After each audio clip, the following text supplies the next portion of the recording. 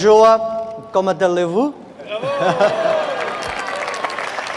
Well, thank you.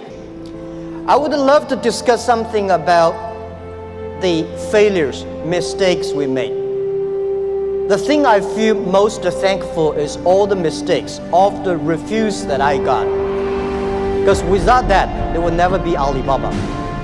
In the past 18 years, every day we make mistakes.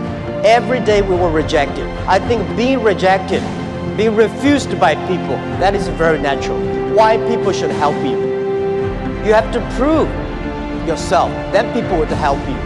Alibaba was not made today. Alibaba was made 18 years ago in my apartment. The believing that using internet empower others, using internet to help young people, small business, and women will have bright future. So it's been 18 years hard work in here.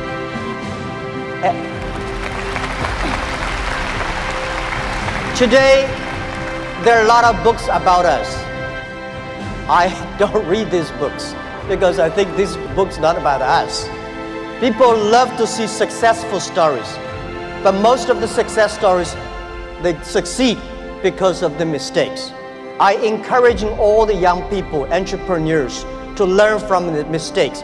Do not study successful stories. Successful stories in the Harvard Business School, normally, there are a lot of things behind you don't know. But if you learn from the mistakes, if you learn, especially the failure case studies, it's going to help you.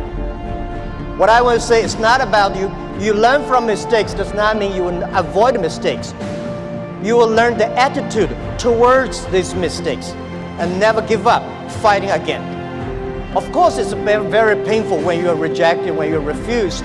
I went all around looking for money. Nobody give us the money. I all go around looking for partnerships. Nobody believe small business and e-commerce in China would work. I was very painful that day, and when I saw one movie, Forrest Gump. I love that movie, especially the sentence that Mom said, life like a box of chocolate. You never know what you're gonna get. So stay full. Stay foolish to your dream and continue to fight. So this is what we did as an entrepreneur. We never complain. When people complain, the opportunity comes. So if you can solve the complaints, that is your opportunity.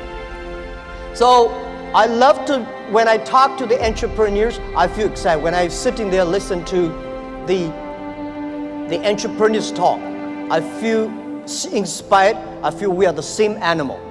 The difference between big company and small company is not about revenue.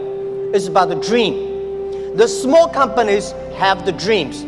Most of the big companies, when they get certain size, they only have KPI. So if you fight only for next quarter, how can you survive in such a turbulent times? You have to believe the future. You have to continue to the future. You have to stay focused. As I said to myself early days, if there are 9 rabbits on the ground, if you want to catch the rabbit, don't change the rabbit, change yourself. Stick to one rabbit. If you have the dream, stick to the dream. That is what I believe.